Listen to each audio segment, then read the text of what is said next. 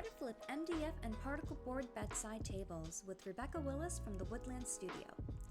For this tutorial, you will need the following: cleaning solutions such as TSP, shop towels, rags, and cloths, bondo and wood glue or wood filler, primer, paint, top coat, I use diamond finish, textured wallpaper, vacuum or shop vac, various sanding grits in a brown paper bag, Mod Podge, and a cheap paintbrush like from the Dollarama, a screwdriver, paintbrushes, and in my case, my Wagner sprayer, but you can use a paintbrush by all means.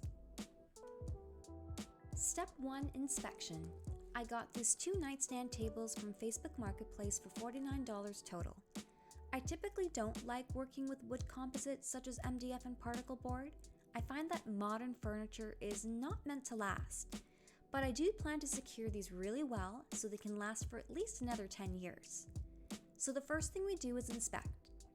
As you can see, there's a lot of surface damages. There's some dents, scratches, damaged MDF, some plastic veneer is also peeling.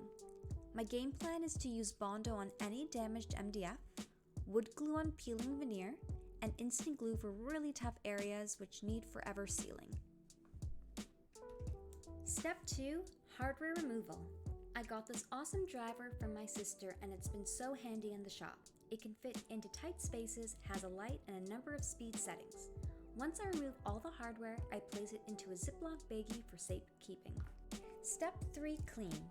Using my shop vac, I'm vacuuming all the dust, cobwebs, and well, other things from both pieces. Once that's complete, I use a TSP cleaner in a spray bottle at a 1:1 ratio of water. I remove all the dirt and grime until I'm satisfied with the cleanup. Step 4. Think about your game plan. What is your game plan for the piece? It's important to take some time to think about how you will approach painting it. Will you flip it upside down? What if you have 2 levels like I do and you're using a sprayer?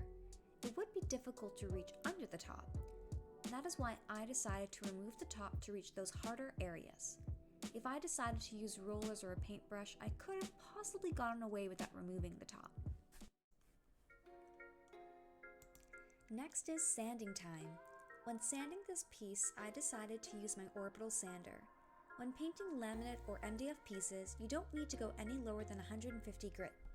This grit is enough to remove the shiny finish, but not dig too deep into the MDF or wood composite. When removing the finish, you don't necessarily require to remove it to the bare bone. As long as you sand till the shine is gone, you are golden. To start, I place the piece on its back to reach all the areas that are facing up. Once I sanded the top, I flip the piece over onto its right side, then onto the left. This way I'm always sanding over the piece. For the areas that the sander can't reach, I use this mini sanding tool. I could have also used my surf prep, but this was going to be a bit more time consuming, and using the hand tool wasn't that difficult. After sanding the entire piece, it's really important to vacuum any remaining dust and clean, once again with your chosen cleaner. In my case is the TSP mix. This will ensure a clean surface for the next step. Step 6. Prep your primer. This is called a viscosity strainer, and you increase viscosity by adding half a tablespoon of water at a time. To use this device, scoop your paint until it reaches the top of the cup and let it strain, setting a stopwatch for as soon as the paint drops. You should aim for about 30 to 40 seconds for a good spray coverage. I then filter the paint and test once more. Now I'm ready to go. The next step is priming. Now before using any sprayer, it is important to do a few test rounds on a scrap piece of wood or cardboard, just to make sure you have a good spray setting. Once that is done, my strategy for spraying is to first spray all the insides, then the base, then the outsides. I spray in even passes, making sure to keep my wrist as straight as possible and moving my arm. Sometimes it doesn't work out so great, but it's still important to aim for that to avoid pooling of paint. Once applied, I wait 3 hours for it to dry.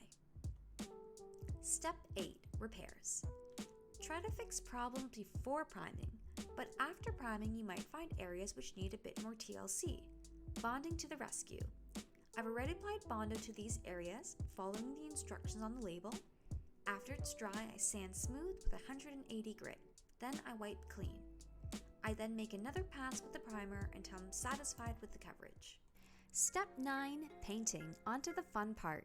When prepping my paint, I repeat step 6, and then I test the sprayer as I did in step 7. When spraying paint, move in even coats, and try to complete one pass, then paint half over the pass you just painted. This way you get a good coverage. Wait about 2 to 3 hours between each coat of paint, and I usually aim for about 3 coats of paint. Step 10. Lightly sand between each coat of paint. Yes, you are right. You are seeing a brown paper bag. I was not kidding when I had used that on the supplies list. It helps smooth down the tiny bumps without removing the paint finish. Be sure to sand smooth every inch, then wipe down with a wet shop towel or cloth, and then let it dry. Then after 2 or more hours, apply your next layer of paint. I usually aim for 3 coats in total. Step 11. Wallpapering the drawer fronts. I measured out a piece of wallpaper which would wrap around the drawer front. Then I folded the edges over so I can get an idea of where to use my ruler. Here I am carefully measuring out the little cutouts so it can fold over nicely. It's really important to use a ruler so you get accurate and measurement cutouts so you have a perfect fit.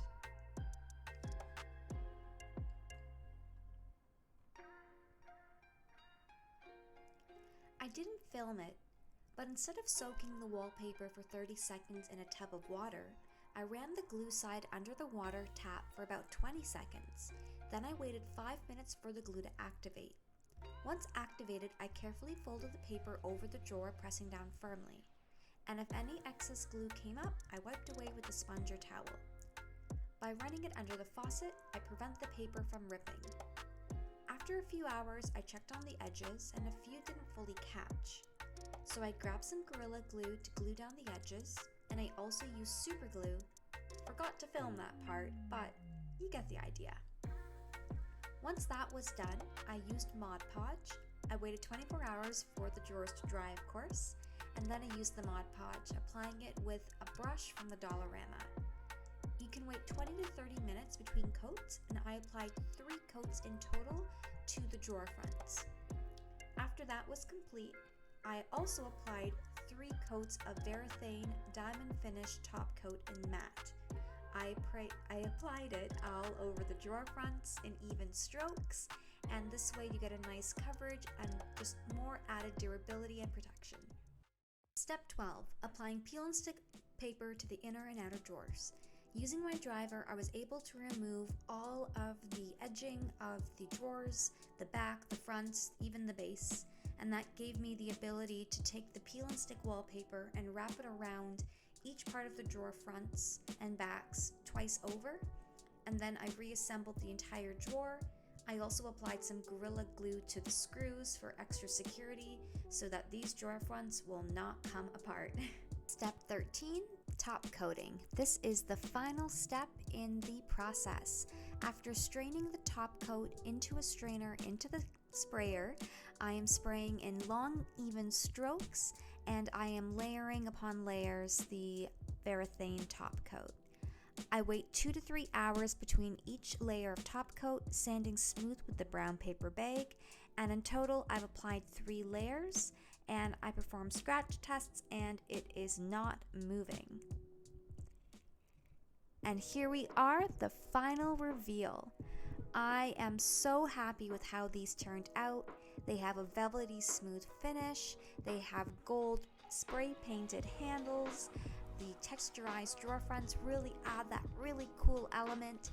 I had about 20 people interested and I'm happy to say that they are sold.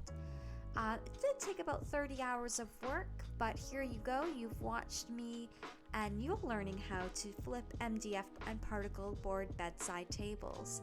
So thanks for watching. You've just watched another video on how to flip with Rebecca Willis from the Woodland Studio. You can learn how to flip a teak table here and how to insert drawer liners here. And remember, you can do it too.